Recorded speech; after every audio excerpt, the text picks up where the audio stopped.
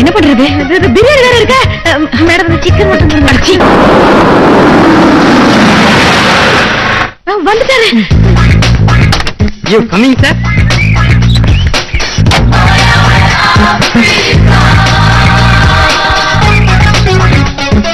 T4 அனைத்து மகளிர் காவல் நிலையம், திருவல்லிக்கேணி, சென்னை 5. ஜீப் எங்க இருக்கு மேம்? இவர் பேக் சார்.